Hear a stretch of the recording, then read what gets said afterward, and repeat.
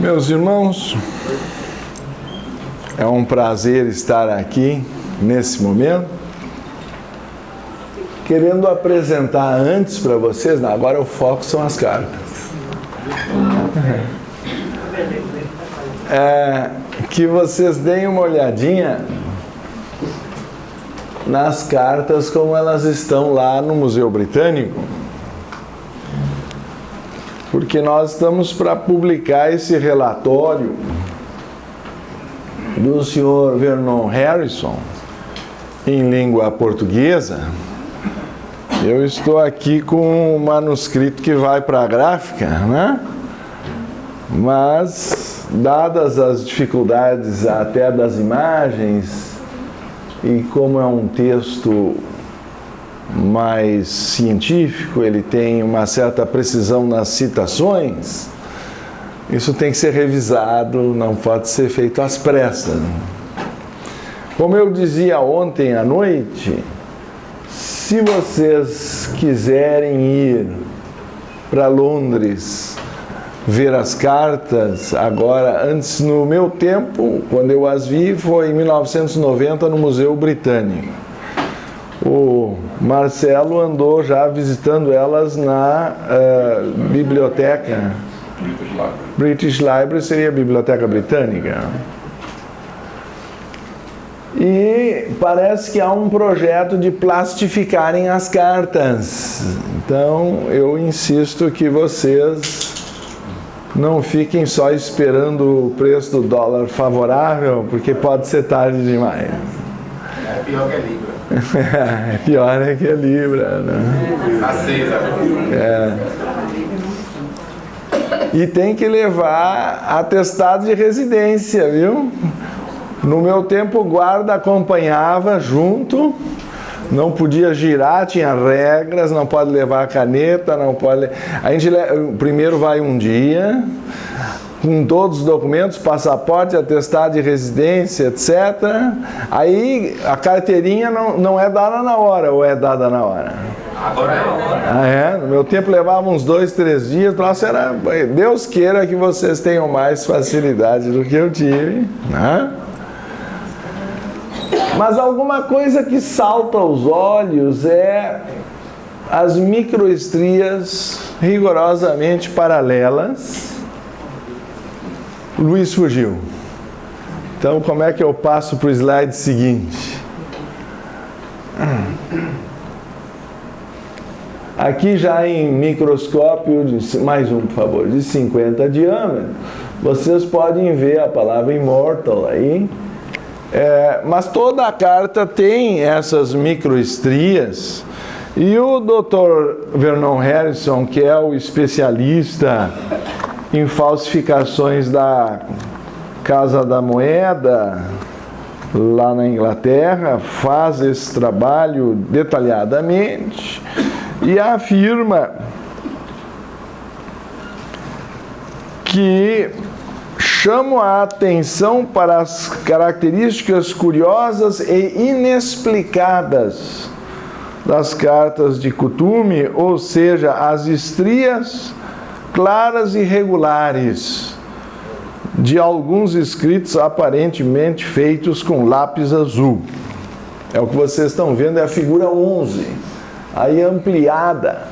O argumento do Dr. Harrison é que a condenação da senhora Blavatsky, feita no relatório anterior, o relatório Hodgson, de 1885, feito pela Sociedade de Pesquisas Psíquicas de Londres, acusa a senhora Blavatsky de fraude. Passados mais de 100 anos, nessa publicação de 1997, Dr. Vernon Harrison diz que o relatório de Hodgson não é confiável. Diz mesmo que está eivado de falhas, porque não usa sequer uma análise microscópica, como vocês estão vendo aí, feita por ele, coisa que já estava disponível na época de 1885, isso é apenas um microscópio de 50 diâmetros, não é nada nuclear ou qualquer tipo de microscópio eletrônico, certo? Me refiro, portanto, à ideia de que quando ele se refere às microestrias e ele chama inexplicadas, ele sustenta o argumento de que não há como condenar algo como fraudulento se não se sabe como foi feito. Então, o argumento científico é que o desconhecido obriga a deixar o julgamento em suspenso. Ele tentou reproduzir esse efeito e não conseguiu.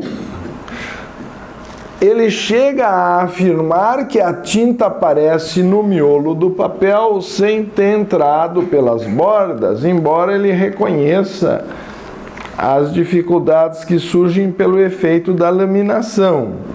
Ele diz: os documentos parecem ter sido escritos com tinta preta, aí ele está falando de outra parte do documento, que são igualmente fascinantes.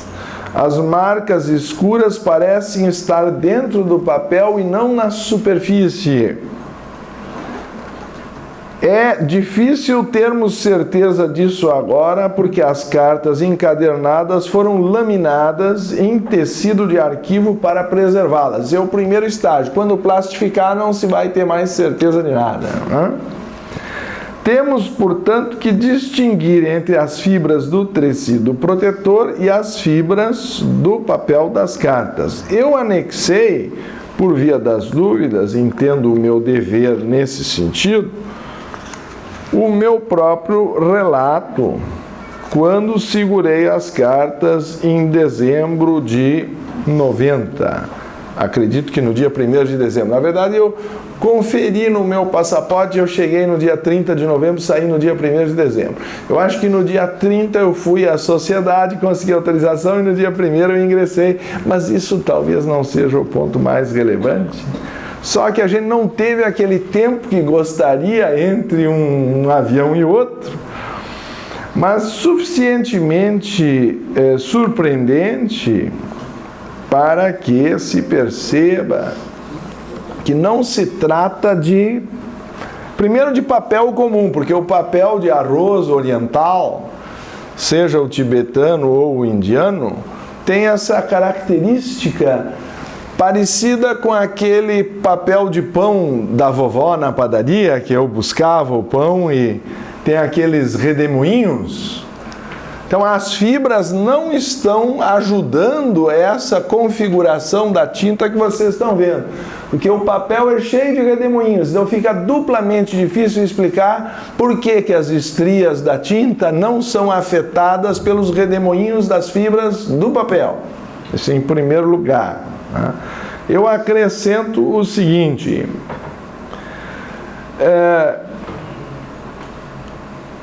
como se realmente tivessem sido materializada a tinta diretamente no interior do papel sem ter sido escrita sobre ele.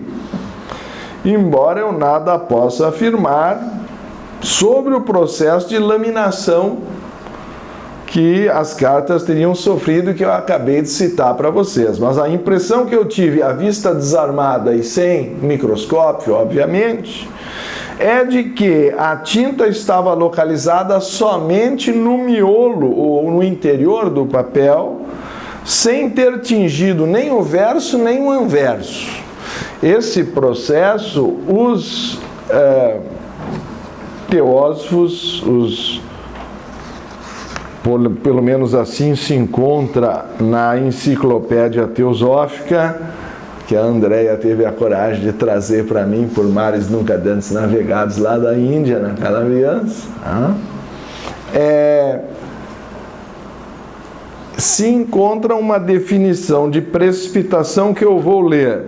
Foi publicada pela Quezon City Theosophical Publishing House, sob os auspícios do nosso querido vice Vincent Van Chao Chin, Júnior, o processo de impressão sobre o papel das imagens mentais de um escritor ao invés de escrevê-las com a mão. Quando quiseram fazer a capa do livro, iam botar já uma caneta-pena. E nesse ponto, a Aveline e eu concordamos que não era o caso de botar uma caneta-pena na capa do livro, porque elas não foram escritas com caneta. Não é psicografia, é materialização da tinta. O papel era engavetado, depois se abria a gaveta e tinha coisa escrita lá dentro. Cartas precipitadas parecem ter a curiosa qualidade do texto ser composto de linhas diagonais, que eu reputo as misteriosas microestrias relatadas por Harrison na opinião 6, página 108, incluindo sublinhadas, algo que canetas e lápis não conseguem produzir. Por uma discussão detalhada sobre esse tema, se recomenda The Mahatmas and Their Letters, do Geoffrey Barboca, que também não temos ainda em português. Então, feitas essas considerações de caráter preliminar, eu acho que é uma evidência, porque o Dr. Harrison muito bem diz que sobre os fenômenos psíquicos, tanto a maioria dos objetos, como as próprias pessoas que os testemunharam, já morreram. Então ele cientificamente se julga incapaz ou impedido de emitir opinião sobre os fenômenos psíquicos da senhora Blavatsky, também considerados fraudulentos no relatório Hodgson de 1885. Mas sobre as cartas que ele diz que são evidência primária e ainda estão no Museu Britânico para visitação, aliás, agora na British Library, eu poderia passar ao próximo? Mostro a vocês também ainda o carimbo do Museu Britânico do lado da assinatura do mestre Moria, similar a que está no turbante lá na Índia, que ele também teria materializado para o Coronel Walcott. Então, quem tem interesse em fenômenos psíquicos vai encontrar abundantes registros na história da sociedade. Só que os outros são mais fáceis de questionar. As cartas não, uma vez observadas no microscópio, elas demonstram que até hoje não se sabe como foram feitas. Por isso, Dr. Harrison apresenta uma humilde retratação da Sociedade de Pesquisas Psíquicas de Londres, pelo menos em seu nome, dizendo que o julgamento foi precipitado e o relatório anterior era eivado de falhas e não era científico. Porque se não se sabe como foi feito, não se pode acusar de fraude. Se pode dizer que a ciência ainda não consegue produzir esse efeito, que ele compara um fax humano. Palavras dele. E eu lembro do que diz também aos pés do mestre, do dever de todo aspirante, tentar averiguar a sua existência, ou seja, do Mahatma, ou do mestre, e confiar nele, porque se não o fizeres, nem mesmo ele poderá ajudar-te. A não ser que haja perfeita confiança, não poderá haver perfeita efusão de amor e poder. Então, se eu puder trazer essa evidência e o meu próprio testemunho pessoal, para ajudar vocês a formar a respectiva opinião sobre a possibilidade da existência de homens perfeitos ou Mahatmas, que, como eu digo, também altera significativamente a perspectiva e o significado da vida humana, apresentando-se como poderosa evidência de uma lei de evolução espiritual. Porque aí nós teríamos um ser que seria a perfeição que nós poderíamos atingir. Eu não sei se vocês conhecem aquela exemplificação, talvez por meio de uma analogia, uma historinha, não deixa de ser uma parábola. A borboleta estava morrendo estava desesperada que não ia poder cuidar dos seus filhotes, ainda eram ovinhos, né? E aí passava por lá uma lagarta, e ela chamou a lagarta, fez um pedido no seu leito de morte: olha, tu tens que cuidar meus filhotes estão nos ovinhos e tal. E a borboleta, a lagarta, comovida com o quadro, fez uma promessa em leito de morte de que não se preocupasse, que ela cuidaria dos bichinhos. Quando a borboleta morreu, a lagarta entrou em crise. Disse: meu Deus, agora que eu me dei conta, vão sair esses bichos voando dos ovos, e eu que me arrasto aqui, como vou que eu cuidar? Como é que eu posso prometer cuidar das borboletas se eu mesmo não vou? E qual não foi sua surpresa que dos ovinhos saíram lagartinhas? Então nós não sabemos que nós talvez sejamos mestres em formação.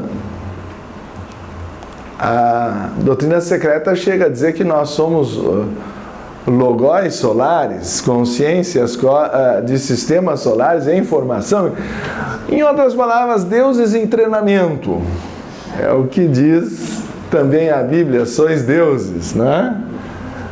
Então, eu digo a vocês o que dizia o Sr. Leadbeater nos Mestres de Ascenda já na abertura: dos novos fatos expostos pela teosofia, um dos mais importantes é o da existência de homens perfeitos.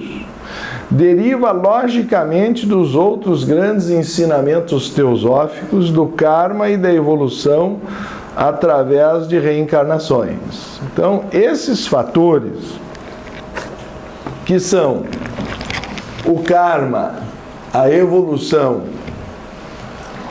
e o tempo infinito que as reencarnações e a imortalidade da alma nos oferecem, são as condições prévias para fazer sentido lógico na filosofia esotérica a existência dos Mahatmas. Volto a dizer que a sociedade teosófica trabalha com liberdade de pensamento, coisa que a Isis muito enfatizou ontem.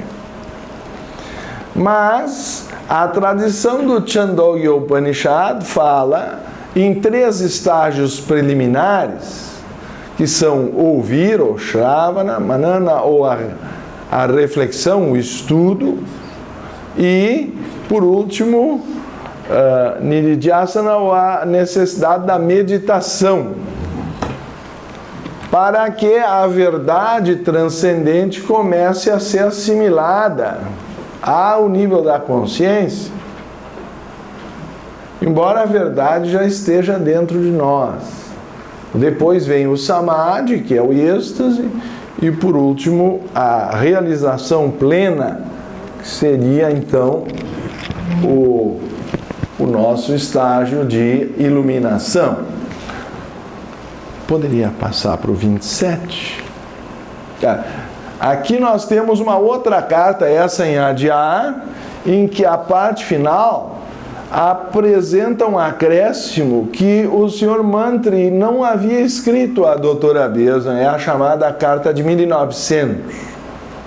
Mais um. Então, aqui nós temos o verso, tem algumas partes que o Sr. Jinajadasa cobriu por questão ética, que ele entendia pessoais. Mais um. E podem ver que também está usado o verso do próprio envelope, que a carta já estava postada no correio e leva o respectivo selo carimbado, dirigido a Londres. É uma carta escrita em Allahabad, em 22 de agosto de 1900. Não sei a data em que a doutora Beza abriu em Londres, mas sabe-se que naquela época a coisa em 1900 não ia de avião, né? Então preparem-se para levar um mês para essa carta chegar lá, e ao longo desse mês, em algum momento, apareceu mais texto do que havia sido escrito pelo Sr. Mantri. Então a materialização ocorreu, me refiro à materialização da tinta, que acabei de citar como precipitação, supõe-se durante o processo em que a carta estava singrando pelos mares, pelo correio.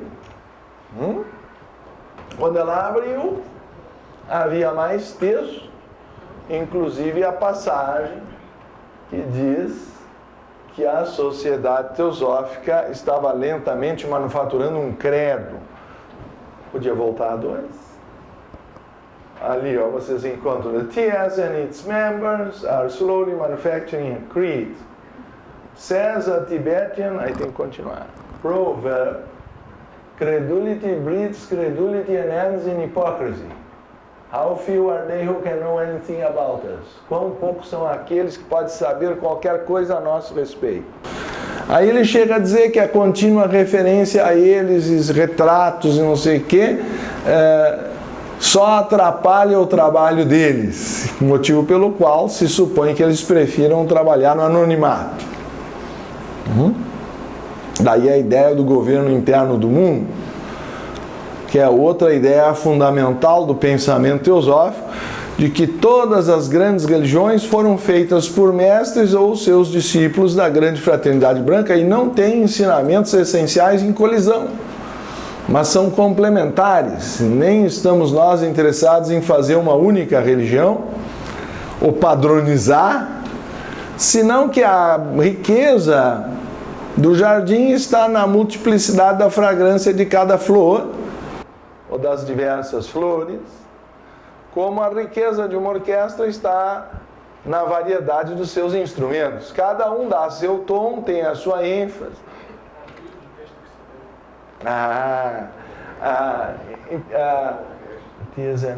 A sociedade teosófica e seus membros estão lentamente manufaturando um credo. Diz um provérbio tibetano: credulidade gera credulidade e termina em hipocrisia. Quão poucos são aqueles que podem saber qualquer coisa a nosso respeito. Então, a crença em alguma autoridade externa gera hipocrisia. O que também não impede, eu suponho, que nós analisemos o conhecimento como hipótese a ser investigada na nossa vida diária. Assim, a ciência cria hipóteses e depois as testa. Então, há duas tendências na mente humana. Uma, fanaticamente, aderir a algo sem a devida assimilação e observação, e principalmente experimentação. E a segunda, que ceticamente quer negar uma coisa sem sequer ter feito a investigação, que pelo visto foi o que fez o Sr. Richard Hodgson, pelo que me envergonha o nome, mas em todo caso, o Richard Hodgson, em 1885, teria acusado a Sra. Blavatsky de fraude sem sequer colocar no microscópio as cartas que eram a evidência primária do seu respectivo relatório. Então vejam que a passagem lida aos pés do mestre sugere que nós devemos investigar, averiguar a existência dos mestres. Por outro lado, se nós não tivermos um sistema filosófico onde se encaixe essa possibilidade, a maior probabilidade é que seja rejeitado antes de ser investigado. Pelo menos assim me parece. Se não me ajudem vocês a interpretar a carta de número 15, que diz: só o progresso que uma pessoa faça no estudo do conhecimento arcano a partir dos elementos rudimentares, que eu creio ser o karma, a reencarnação, a evolução, senão o próprio conceito de Mahatma, homem perfeito, não aparece, ou fica suspenso no ar como um milagre. E isto realmente a Sra. Blavatsky combatia, o conceito de milagre ou coisa sobrenatural. Ela tenta, por uma visão de ciência oculta, como antecipávamos ontem, justificar a existência desses fenômenos na esfera da racionalidade, e da verificabilidade científica. Uma ciência oculta talvez use de outros recursos, como a extensão dos sentidos pela clarividência, pela clareaudiência, mas sustenta a doutora Beza que a única diferença está no instrumento, não na lógica ou no método científico de abordagem.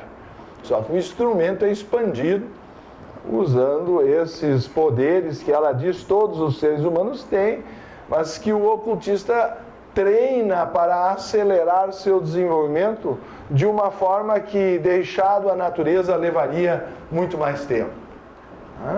Só que aí nós entramos numa área de regras, porque o treinamento na ciência oculta, como também nós não podemos largar uma criança num laboratório de química para ela ver o que acontece quando misturar água com ácido sulfúrico. Então tem que haver uma disciplina, tanto na ciência chamada odierna ou oficial, quanto na ciência oculta. A sociedade teosófica não tem essa pretensão, mas, como vocês vão ver mais tarde, a escola esotérica já começa a trazer regras porque ela tem a pretensão de preparar a pessoa para a parte prática da ciência oculta, embora não de imediato. Mas é o início de um treinamento preliminar. Eu vou voltar a essa questão lendo a frase: só o progresso que uma pessoa faça no estudo do conhecimento arcano a partir dos elementos rudimentares a leva a compreender gradualmente o nosso propósito. A própria existência do Mahatma que dirá o propósito do seu trabalho. Somente assim, não de outra forma, ele enfatiza, ela o faz fortalecendo e refinando aqueles misteriosos laços de simpatia que unem os seres inteligentes, fragmentos temporariamente isolados da alma universal e da própria alma cósmica, trazendo-os a uma completa harmonia. E ainda acrescenta assim, na falta de um termo científico europeu mais adequado, sou novamente compelido a descrever como aquela cadeia energética que une o cosmos material e imaterial. Então vocês vejam, se tu poderias me levar para o 27. Essa é uma carta, essa foi totalmente materializada. Tinta, papel, choveu dentro da sala.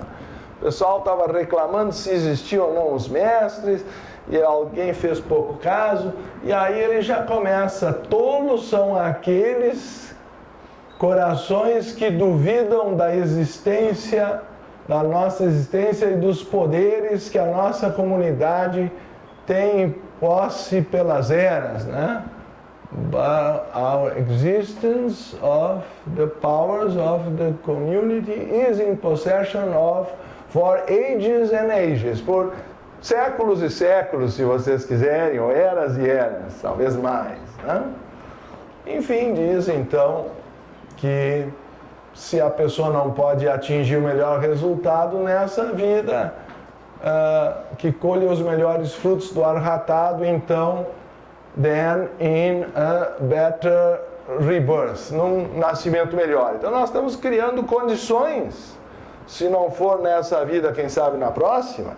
Senão alguns desanimariam: essa vida não vai dar mais, o cara já está até com catarata, como é que vai ler as cartas dos mestres? Então já não tem mais jeito para mim. Mas nós estamos criando condições. Eu sempre digo que é bom a gente ler enquanto não está com a catarata, e aí ficam confiando na sobrinha, mas depois a sobrinha, em vez de ler as cartas, quer sair com o namorado, e lá se foi a leitura para essa vida. Então vocês têm a rara oportunidade. Quanto custaria mesmo ir para a Inglaterra hoje com cartão de crédito e suaves prestações reencarnatórias? Vocês têm o livro traduzido em português e à venda ali atrás. Se não levarem para casa, a responsabilidade não é minha. Deem meu recado, façam enquanto conseguem ler. Tem também aquele outro caso do membro da sociedade que se filia e compra a doutrina secreta. E logo depois o espanador, né? Porque todo dia tira o pó, fica lá na estante principal da sala. Quando eu me aposentar, eu vou ler a doutrina secreta. Então tem o ritual da estante, tira o pó todos os dias, repete a promessa, um dia desse. Hã? Então deixa pra lá, fazem o mesmo com as cartas. As cartas, que maravilha e tal. Mais um espanadorzinho. Então eu recomendo que seja esse evento um impulso para vocês mesmos lerem as cartas e chegarem às suas próprias conclusões, ao invés de crer no que eu estou descrevendo. Eu gostaria, no enfoque da pergunta feita previamente para orientar um ser perdido como eu no tema, né? O que é teosofia e qual a função da ST na visão dos Mahatmas? Isso aqui é muito mais do que um fim de semana, mas nós vamos tentar dentro do possível. Né? Veja que a chamada carta única do Mahachohan, que na verdade não é bem dele, mas através do Mestre Kuthumi vem uma mensagem superior, é dito: a doutrina que promulgamos por ser a única verdadeira. Já começa a coisa bem direta, né? Deve, apoiada em provas que estamos por oferecer, eu acho que principalmente a previsão da senhora Blavatsky no volume 2º da nossa edição, da Doutrina Secreta, quando ela prevê que seria encontrado ou ocorreria um rasgão no véu do materialismo científico no ano de 1897, a partir dos tubos de alto vácuo de Crookes, isso está nas páginas 325, ela botou no rodapé, e de fato foi o ano em que J.J. Thomson isolou o elétron e abriu a pesquisa do mundo nuclear ou das partículas subatômicas. Ou seja, mostrou que o átomo não era indivisível. Ela, com 9 anos de antecedência e 6 anos depois da sua morte, se concretizou sua profecia de que alguém descobriria uma nova dimensão que rasgaria o véu do materialismo científico. Não sei se vocês podem imaginar o século XX sem celular, mas naquela época não tinha nem televisão. O tubo de Crookes é o bisavô das telas de computador e vídeo de televisão, tem aquele canhão eletrônico, que foi ali que descobriram e isolaram o elétron. Então, não sei se vocês podem engranar a marcha ré e imaginar o que era o mundo no século XIX. E ela faz essa profecia que se realizou no ano 1997. Então, confiram comigo.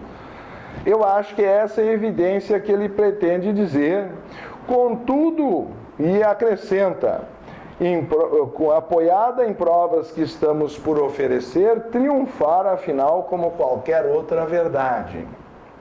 Contudo, é absolutamente necessário incuti-la gradualmente, colocando em prática suas teorias, fatos inquestionáveis para aqueles que sabem, com inferências diretas deduzidas e corroboradas, evidências fornecidas pelas modernas ciências exatas. Esta é a razão pela qual Coronel Walcott, que trabalha apenas para reviver o budismo, pode ser visto como alguém que se esforça na verdadeira senda da teosofia, muito mais do que qualquer outra pessoa que escolha como meta a gratificação de suas próprias e ardentes aspirações ao conhecimento oculto. Porque havia na época um questionamento: o Coronel Walcott só se interessa pela religião do budismo? Onde é que está a nossa pesquisa oculta? Como se a religião fosse um problema. Mas os mestres estavam apostando na revivescência de todas as religiões, como acho que a Isis bem manifestou ontem, para reverter o problema do ceticismo e do materialismo científico que, principalmente no século XIX, tomava as cores a partir do positivismo, que era o outro lado do pêndulo. Se antes do iluminismo nós tínhamos a crença cega em certas interpretações talvez supersticiosas do cristianismo, tanto que a carta 88 sobre Deus, ela tenta mostrar o absurdo de um Deus que pudesse ser absoluto, todo-poderoso e viver fora da matéria e do universo. Porque então de onde viria? Se ele é absoluto e infinito, ele estaria encontrando um limite na matéria. Ele não está na matéria. Como ele pode ser infinito e não estar na matéria? Se ele é onipresente, ele tem que estar na matéria. Portanto, ele não está fora do universo. Na verdade, a concepção da divindade, ou do Logos, ou de Ishvara, na tradição oriental, é que o universo existe dentro de Deus. Mas o conceito de Deus é tão desgastado naquela tradição que o mestre diz que esse Deus nós não reconhecemos, nem como filósofos, O que se reconhece é que a matéria é uma condensação do espírito, para usar as palavras da senhora Blavatsky novamente, uma cristalização. E a ciência nos diz hoje que somos luz cristalizada, congelada, energia materializada, que a forma mais simples talvez fosse a luz. Então, quando ele diz que é necessário trazer evidências fornecidas pelas modernas ciências exatas, é o que eu estou tentando trazer a vocês, um estudo científico das cartas. E não simplesmente uma coisa para as pessoas acreditarem. Vocês têm todo o direito de questionar, mas a evidência foi fornecida. Por outro lado, a ideia de uma doutrina de pensamento já é muito anteriormente trabalhada no pensamento oriental e na própria doutrina secreta, quando distingue Vyavahārika Satya de Paramartika Satya, ou traduzindo, a verdade relativa da verdade absoluta. Como é que eu chego no 27 aqui? Eu tenho que voltar, eu acho. Vai voltando, que estava no 44, para chegar no 27, ou vai para o central, ou vocês vão ter uma exposição teosófica integral. Aí. Então, a ideia de que os mundos estão, ou as dimensões estão, de certa forma, coexistindo, aparece nesse diagrama de esferas concêntricas da consciência, em que a consciência física é abrangida pela emocional, pela mental, intuicional e inclusive pela divindade que está por detrás de tudo e se cristaliza ou se aprisiona para que a matéria exista. Então essa é a página 41 do nosso livro, A Tradição Sabedoria, adaptada do Dr. Taimini na autocultura.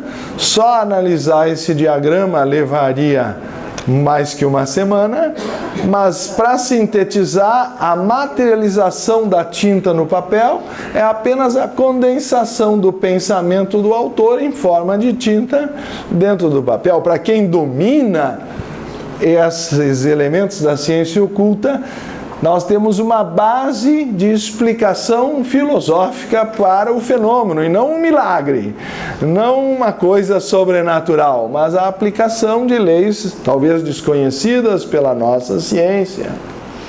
Mas eu acho muito importante perceber que há um jogo de espelhos. O absoluto se espelha no Logos, ou na divindade manifestada, que por sua vez é limitada por ser um espelhamento. Essa, por sua vez, se espelha na mônada, que é o nosso espírito, que, por sua vez, sofre mais um espelhamento na alma, ou individualidade, que se reencarna e evolui, e, por último, essa se faz uso, ou se espelha na personalidade mortal através da qual eu aqui me expresso. Senão, nós teríamos uma dificuldade de não ter uma garganta, uma língua, etc. e tal, para conseguir falar para você no mundo físico. O problema é que cada espelhamento perde um pouco da nitidez original, se vocês me entendem. Ao vir para cá, ontem eu passei por aquela experiência de mostrar a minha carteira de identidade no portão do aeroporto, né? Aí fica aquela cara, tem uns que são mais diretos, é o senhor mesmo, né? Então a carteira de identidade nem sempre nos identifica, seja porque ela já passou por muitos mares e oceanos, seja porque nós mesmos já mudamos um pouco. Eu quero dizer, ela é um espelho, ela é um retrato do que eu fui, questionando quem seja esse eu. Então esse problema é mais profundo do que parece. Toda vez que nós temos um espelhamento, o mesmo ocorre entre a verdade absoluta e a verdade relativa. Aí pode-se dizer a vocês que a teosofia, como sistema de pensamento ou verdade relativa, se expressa como samsara, karma e dharma, ou seja, reencarnação, lei de ação e reação e evolução. São as condições para eu poder assimilar a conclusão do Mahatma, que é o homem perfeito, como acabei de demonstrar a vocês. Mas essa visão superficial talvez nos encubra a ideia de que o que reencarna não é a nossa personalidade, mas uma essência a ser descoberta, que aqui é chamada de individualidade. Então, o que exatamente fica e o que exatamente se perde de uma encarnação para outra? Primeira pergunta. Então, sobre a reencarnação, há uns que têm uma tendência a achar que sua personalidade vai continuar, o que se pode demonstrar que não é o caso, até porque o cérebro é outro, o sexo pode ser outro, a cultura pode ser outra, e como eu dizia ontem, podemos nascer na Síria, no meio de um tiroteio, então a coisa pode ficar complicada. Ou podemos nascer na chamada comunidade do século 27 na Califórnia, onde parece que o mestre está selecionando condições para iniciar a nova raça, um Satya Yuga dentro do Kali Yuga, para usar a expressão de Blavatsky no volume 3º da Doutrina Secreta. De novo, numa rota de rodapé. Que a melhor parte da Doutrina Secreta está no rodapé. Se vocês leram só o texto, podem ler de novo. Quando a coisa vai assim para o rodapé, ali tem.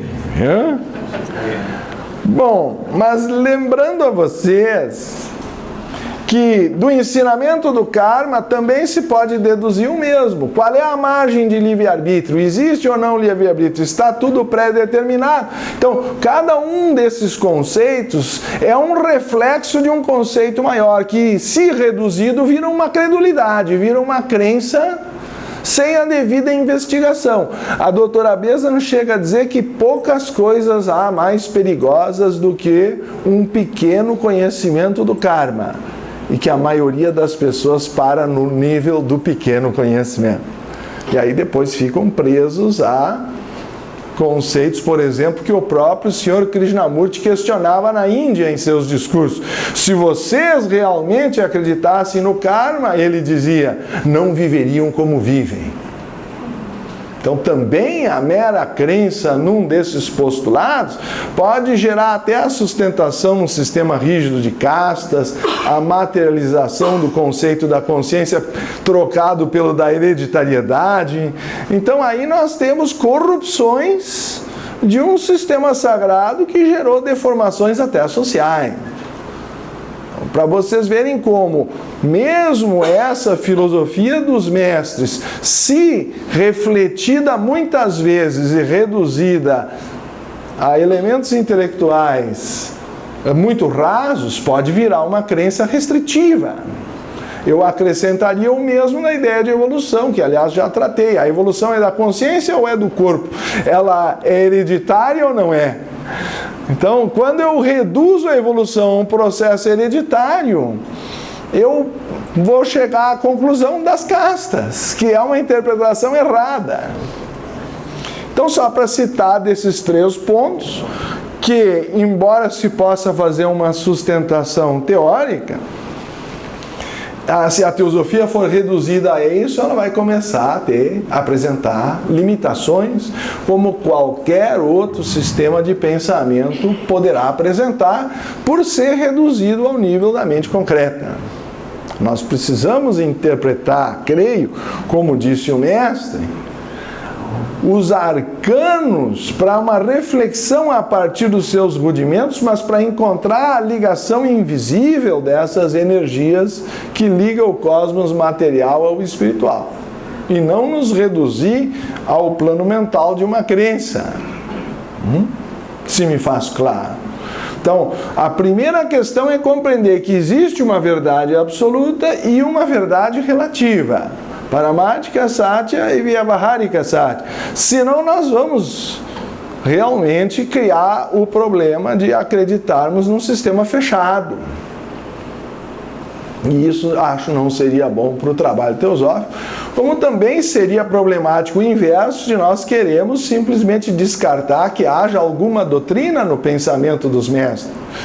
Mas doutrina filosófica, num sentido científico, é uma hipótese a ser investigada e inclusive questionada perante os seus limites, que eu citei 3. O que reencarna, qual é a margem de livre-arbítrio e o que evolui, se isso é ou não hereditário ou é da consciência espiritual.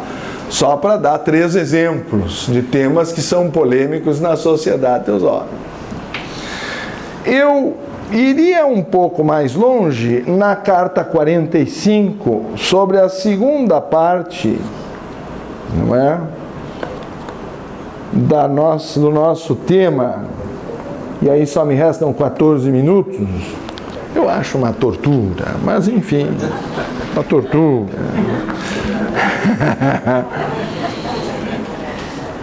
Como não é provável, digno Senhor, que nos correspondamos agora com muita frequência, Mestre Moria já avisando que a correspondência ia acabar.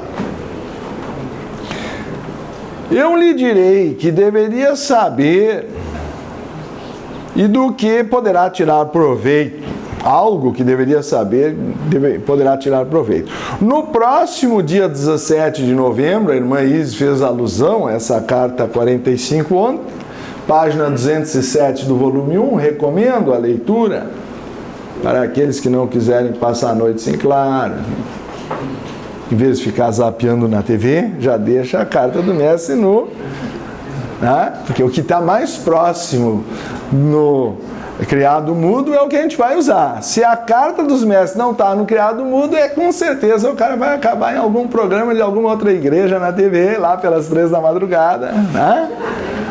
Bom, estou só dando uma sugestão literária para você. No próximo dia 17 de novembro, expiará o período de 7 anos de teste dado à sociedade quando ela foi fundada. Ou seja, isso é a prova de que ela foi fundada em 17 de novembro de 1875, coisa que até outros colegas nossos colocaram em questionamento, porque na sociedade há tamanha liberdade de pensamento que até isso já foi questionado e corroborado por livros e passagens. Durante o qual poderiam discretamente predicar sobre nós. Veja que eles não fazem questão de que se discuta a existência dos Mahatmas. Na verdade, as cartas não deveriam ter sido publicadas. Não sei se vocês sabem, as cartas receberam expressa menção de que não deveriam ser publicadas. E ainda assim estão publicadas. Aí perguntaram ao senhor Sri Rama, nosso 5º presidente, mas o senhor leu as cartas? Sim, eu li. Mas não era proibido publicá-las? Sim, mas agora já estão publicadas. Eu não posso fugir da realidade de que elas estão publicadas. Mas eu aviso que não era para ter sido publicado. Um ou 2 de nós, isso quer dizer o mestre Kuthumi e o mestre Moria, esperávamos que o mundo houvesse avançado o suficiente intelectualmente, se não intuitivamente, para que a doutrina oculta, leia-se a doutrina secreta do Oriente, a filosofia esotérica de todas as tradições, etc., pudesse ter uma aceitação intelectual e fosse possível dar um impulso para um novo ciclo de pesquisa oculta.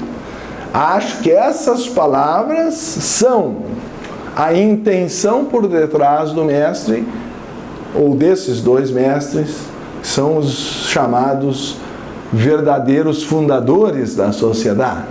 Vou ler de novo, porque é uma frase que não deve ser deixada de lado. Um ou dois de nós esperávamos que o mundo houvesse avançado o suficiente intelectualmente, se não intuitivamente, para que a doutrina oculta pudesse ter uma aceitação intelectual e fosse possível dar um impulso para um novo ciclo de pesquisa oculta, para quebrar o materialismo científico da época. Fica subentendido que a pesquisa oculta leva a trazer novos fatos. Ou, para citar a expressão da Isis, a revanche, como é que é? O contra-ataque do Scooby-Doo. Essa é uma novidade no nosso estudo. Contra-ataque do Scooby-Doo. Gostei do contra-ataque. Outros, mais sábios, ao que parece agora, sustentavam uma posição diferente. Então, se as palavras do Sr. Leadbeater estão corretas em 1925, no seu livro Os Mestres e a Senda, que ao que parece será o motivo da nossa escola de verão aqui em cercanias de Belo Horizonte? Isso. Já está? 7 Lagoas. 7 Lagoas. Vejam que é um lugar mais do que adequado, já com o número 7. As lagoas representam um símbolo do espelhamento do espírito sobre a matéria. Então vocês têm os 7 planos representando espelhos. Foi feito para vocês não resistirem e irem nem que seja de patinete para 7 Lagoas, que é logo ali, logo ali, para estudar os Mestres e a Senda na nova edição que estamos preparando. Tiago, você ajudar na finalização da revisão. Ela está me botando já, vocês estão vendo? A suave maneira de dizer que sou eu que vou ter que fazer a revisão de novo.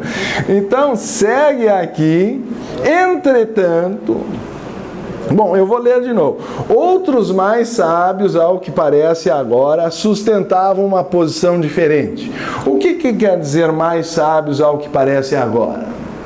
Que a resistência à sociedade teosófica nas suas primeiras décadas foi tão desconfortável, para dizer o mínimo, foi tão caluniosa, por exemplo, em relação ao Sr. Blavatsky, que o próprio relatório Hodgson teve um efeito tão desastroso de acusá-la de fraude, que os outros 48 mestres, se o número do Sr. Leadbeater está correto, ele falava ao redor de 50 no planeta Terra, encarnados.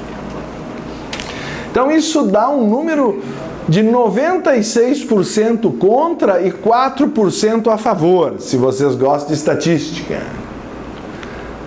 Mas mesmo assim respeitou-se a minoria dos 4%, desde que esses dois mestres, suponho o mestre Kuthumi e o mestre Moria, assumissem a responsabilidade da tentativa.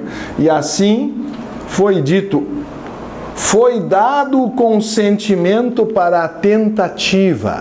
Sociedade Teosófica é uma tentativa, passados uns 12.000 anos do afundamento de Atlântida, onde, por motivos de se evitar a magia negra, se proibiu falar nesses assuntos.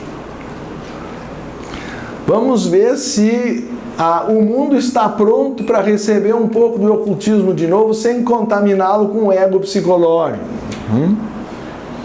Entretanto, estipulou-se que a experiência se realizaria sem nossa direção pessoal. Então, aquele pessoal que acha que os mestres vão mandar dinheiro por carta para pagar o condomínio da sede, ou como sugeriu o Dr. Alberto Lira, que foi nosso presidente nacional anterior, que então, como sempre se discutia o valor da anuidade, que era o tema central, não sei se tu ainda lembra dessas discussões, mas...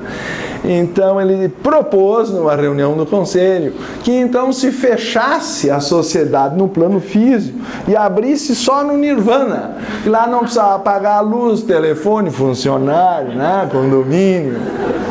E as pessoas parecem que esquecem que nós temos taxas a pagar. E o mestre avisou que ele não vai entrar em conta conjunta conosco. Eu vou ler de novo. Entretanto, estipulou-se que a experiência se realizaria sem a nossa direção pessoal, que não deveria haver intervenção anormal de nossa parte. Então, eles não podem usar os seus poderes para nos ajudar, porque isso interferiria no karma. Como diz também o Sr. Leadbeater nesse magnífico livro que vamos estudar em Sete Lagoas, Os Mestres e a Senda, nossa Senhora, que há uma obscura lei no ocultismo. Toda vez que se abre um precedente para abençoar pelo lado da luz, se precisa igualmente dar o equivalente espaço para o lado das sombras. Porque como o universo é dual, não sei quantos aqui leram o proêmio, pelo menos da doutrina secreta, todo o universo manifestado é dual. Onde aparece uma oportunidade para a luz, vai ter que haver uma oportunidade igual para o outro lado. Portanto, vocês já estão sob provação só por estarem aqui, porque ao saírem a força do outro lado vai tentar vocês, e eu não vou entrar no detalhe.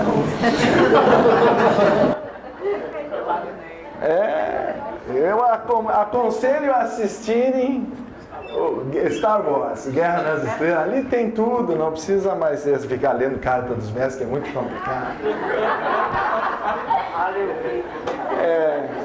Vocês vão ver que o Anakin Skywalker é a corporificação do nosso Subarral, usou poderes para salvar a esposa e acabou tomado pelos elementais, morreu aos 30 e poucos anos de idade. Não sei se o George Lucas se inspirou nisso, mas enfim, todos os passos de como o cara cai do outro lado estão ali registrados. Entretanto, eu volto a dizer, estipulou-se que a experiência se realizaria sem a nossa direção pessoal, que não deveria haver intervenção anormal de nossa parte. Quer dizer, nós somos os responsáveis, e não a hierarquia oculta, se essa tentativa vai funcionar ou vai fracassar, que nem o Titanic. Não pensem que ela é insubmergível porque os mestres estão no timão, porque eles acabaram de dizer que não estão no timão. Eles dão sugestões para aqueles que estiverem abertos. Eu não vou entrar em todos os detalhes de como eles escolhem a Blavatsky e o Olcott para essa tarefa. Ambos se ofereceram para a tentativa, Olcott e Blavatsky, por uma determinada recompensa num futuro muito distante, ou, como diria Kuthumi, soldados voluntários por uma causa desesperada. Em inglês, forlorn hope é uma esperança desesperada, o que soa contraditório, né? Ou nós chamamos em geral de causa perdida. Meu pai sempre diz que eu só me envolvo em instituições. Bom, não vou entrar em detalhe. Começa dizendo que não dá dinheiro, que isso, que aquilo. E por último ele deixa entender, né? Quando eu fui eleito, ele me deu os pêsames. Definiu a sociedade como o lugar em que os perdidos se encontram. Nós a enviamos para a América e tal. Durante 6 anos e meio, eles têm lutado contra dificuldades que teriam feito desistir qualquer um que não estivesse lutando desesperadamente, como alguém que joga a sua vida e tudo que possui num esforço desesperado e supremo. Carta número 45, decisiva para se entender as intenções dos mestres ao fundar a sociedade, página 206 e subsequentes, volume 1.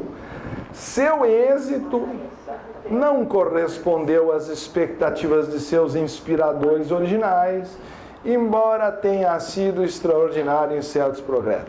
Dentro de mais alguns meses, terminará o período de provação. E se naquele momento a posição da sociedade em relação a nós, a questão dos irmãos, não tiver sido resolvida definitivamente, seja eliminando-a do programa da sociedade ou aceitando nossas condições, que eu acho que aí está a ideia da escola esotérica, não haverá mais notícias dos irmãos de quaisquer formas, cores, tamanhos ou graus. Desapareceremos da vista do público como um vapor desaparece no oceano. Olha, essa é forte. E aí ele dá a entender que só aqueles que provaram ser fiéis a nós e à verdade em todos os momentos será permitido o contato futuro conosco.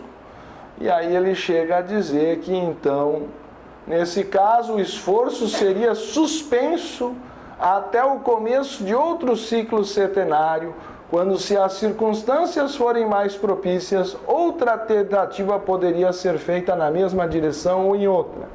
E casualmente ou não, em outubro de 1888, Blavatsky funda a Escola Esotérica de Teosofia, como está caracterizado no livrinho Ocultismo Prático, que se encontra ali à venda por R$12. Uma quantia exígua para quem está querendo já ir para Londres ver os originais, vai custar muito mais caro, né? Porque, como eles não tiveram plena condição de fazer o trabalho com o grande público, eles reduziram o seu foco para um círculo menor, onde as condições exigidas fossem preservadas. Daí porque a senhora Blavatsky, na Chave para a Teosofia, explica bem que há uma sociedade externa e uma seção interna, como desde então tem sido proposto. Eu acho que isso dá uma noção de qual era a tentativa inicial e a expectativa inicial dos mestres, sua visão do trabalho teosófico. Como o mundo não se mostrou totalmente receptivo, eles foram adotando posições estratégicas até preservar a forma como hoje se encontra. Maiores detalhes se encontram na literatura citada. A Zeneida vai adorar quando vocês derem assim essa contribuição à nossa editora, que é uma maneira dela continuar existindo. As pessoas esquecem que para uma coisa existir a gente tem que contribuir. E nesse sentido eu fui avisado que para continuar o debate eu também tenho que contribuir com o meu silêncio. Muito obrigado a todos.